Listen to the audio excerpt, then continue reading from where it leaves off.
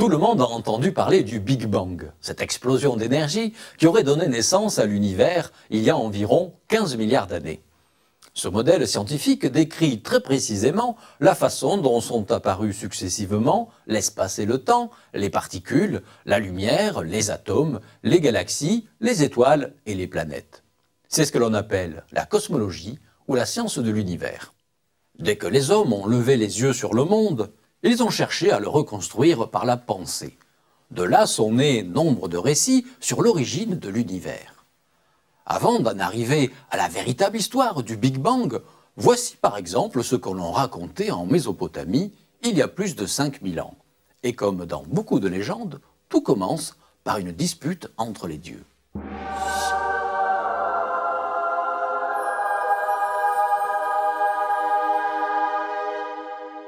Avant que notre monde soit créé, il n'y avait rien. Pas de ciel, pas de terre. Il n'y avait que de l'eau douce et de l'eau salée.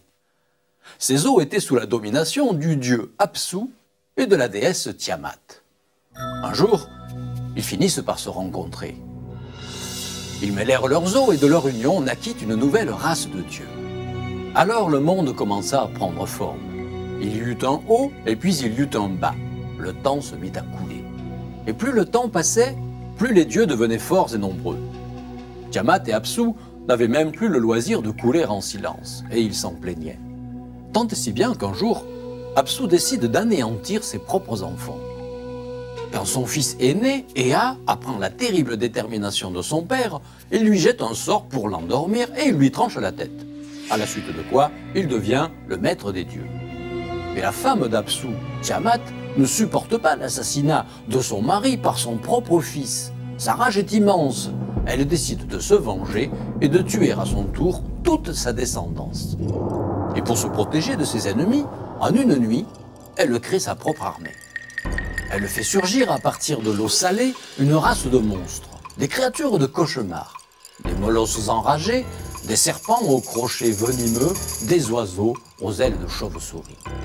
À la tête de cette troupe, Tiamat se métamorphose pour devenir le plus terrible de tous les monstres. Sa gueule mesure 3 lieues de large, sa peau est si épaisse qu'aucune arme ne peut la transpercer.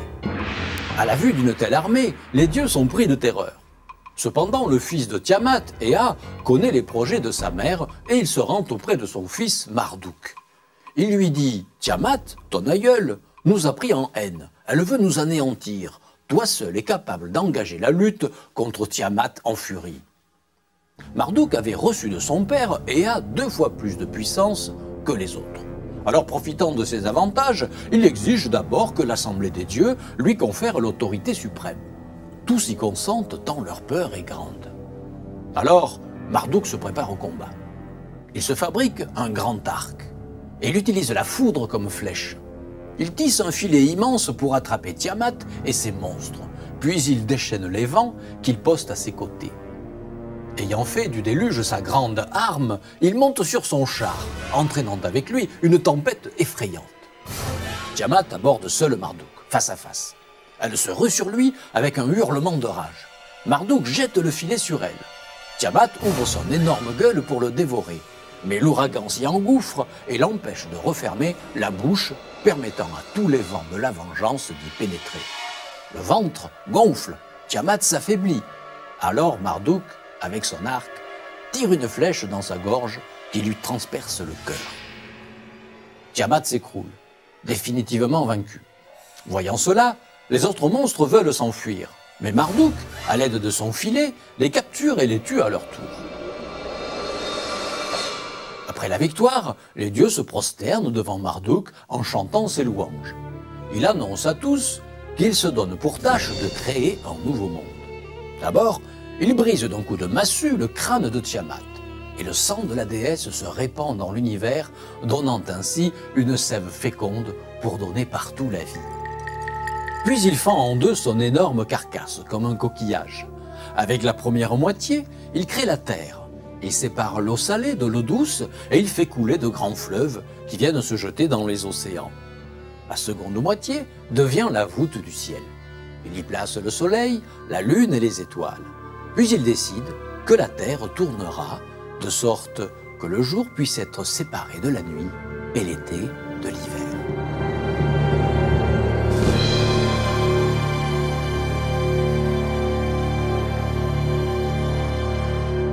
Comme je vous l'ai raconté dans cette légende, l'origine du monde fait intervenir des dieux qui créent la Terre en même temps que le ciel. Or, la cosmologie moderne et son modèle de Big Bang nous apprend que rien ne s'est passé de cette façon. Comment explique-t-on aujourd'hui la naissance de l'univers? Au début du XXe siècle, les astronomes ont découvert que l'espace est une sorte de tissu élastique en expansion. Dans un passé lointain, l'univers devait donc être beaucoup plus contracté qu'aujourd'hui. En remontant le temps, on arrive inévitablement à une époque où l'univers était si contracté qu'il ne contenait même pas d'étoiles, de galaxies ou de planètes. Rien qu'une soupe primitive de particules et d'énergie très chaude et très dense. Cette théorie est devenue célèbre sous le nom de Big Bang. L'histoire de l'univers se décompose en 4 étapes principales. La première étape dure moins d'1 seconde. La deuxième dure 3 minutes, la troisième 300 000 ans, et la quatrième, dans laquelle nous nous trouvons toujours, dure depuis 15 milliards d'années. Entrons dans les détails de cette histoire et vous constaterez que le récit scientifique du Big Bang est digne des meilleures légendes sur la création du monde. Tout d'abord, qu'est-ce que c'est que ce mystérieux Big Bang? Personne ne le sait vraiment, mais la plupart des gens s'en font une idée fausse. Ils imaginent par exemple que tout est parti d'une graine minuscule dont l'explosion cataclysmique aurait engendré l'univers tel que nous l'observons. En réalité, les scientifiques pensent qu'au moment du Big Bang, le temps, l'espace, la matière et l'énergie étaient inextricablement mêlés. Nos modèles décrivent un jaillissement spontané de l'univers à partir du vide quantique, un petit peu comme une goutte d'écume qui se détache d'un océan agité. Le vide quantique ressemble en effet à une écume bouillonnante d'énergie perpétuellement changeante. Au hasard d'une énorme vague, notre univers se serait spontanément matérialisé.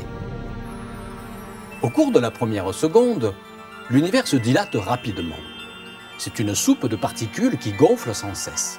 Elle est si brûlante que l'énergie engendre spontanément de la matière et de l'antimatière. Celles-ci s'anéantissent mutuellement. Mais la matière l'emporte sur l'antimatière. Et tout ce qui reste aujourd'hui est le vestige de cette grande annihilation. Nous arrivons à la deuxième étape. L'univers est maintenant âgé d'1 seconde. Il est chaud, dense et opaque. Une sorte de tourbillon en expansion où bouillonnent des particules élémentaires. 3 minutes après, les premiers éléments chimiques sont créés. Une grosse dose d'hydrogène, un complément d'hélium et une lichette de lithium. Ils constituent encore aujourd'hui 99% de la matière visible dans l'univers. L'eau que nous buvons et qui compose 70% de notre chair renferme l'hydrogène qui a été formé 3 minutes après le Big Bang. Dans la troisième étape, l'univers reste empli d'un brouillard opaque qui dure 300 000 ans. Mais à mesure qu'il se dilate, sa température diminue et il devient subitement transparent.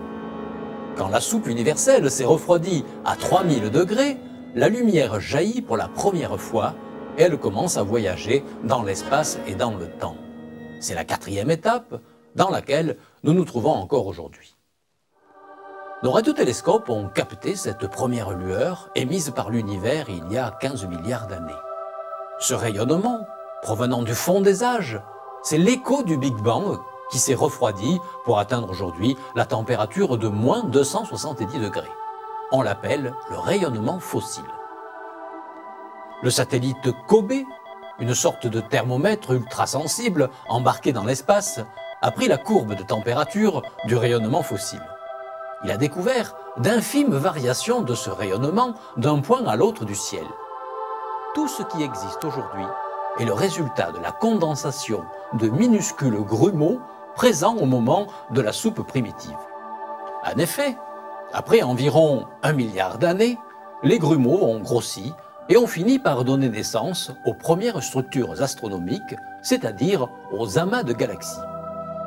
Notre propre galaxie, la Voie lactée, s'est aussi formée à cette époque, dans les mêmes conditions. Et au sein de chaque galaxie, la grande histoire cosmique s'est poursuivie. Les premières étoiles sont nées au bout de 3 milliards d'années. Les plus massives ont explosé en supernovas et elles ont déclenché la condensation d'autres nuages interstellaires. Plusieurs générations d'étoiles se sont ainsi succédées jusqu'à ce que notre propre étoile, le Soleil, se forme relativement tard, c'est-à-dire 10 milliards d'années après le Big Bang. Mais ceci est une autre histoire. Ce qu'il faut retenir, je crois, c'est que la science nous a fait passer de l'idée d'une création simultanée à celle d'une évolution progressive. La théorie du Big Bang propose un panorama quasi complet de l'histoire cosmique, depuis la naissance de l'espace et du temps, l'organisation de la matière, jusqu'à l'émergence de la complexité et de la vie. L'univers n'a pas toujours existé. Il a une histoire qui nous relie, nous, petits êtres humains, aux événements les plus extraordinaires qui se sont déroulés il y a 15 milliards d'années. Cette longue chaîne, qui joint les hommes aux étoiles et au Big Bang, est probablement la plus belle histoire que nous raconte l'astronomie moderne. Mais nous ne connaissons pas encore tous les maillons de cette chaîne. Et ce problème soulève bien des polémiques. Autrement dit, ce ne sont plus les dieux qui se disputent pour créer le monde, ce sont les scientifiques qui s'opposent en voulant comprendre comment sont apparus le monde, ses formes et ses créatures.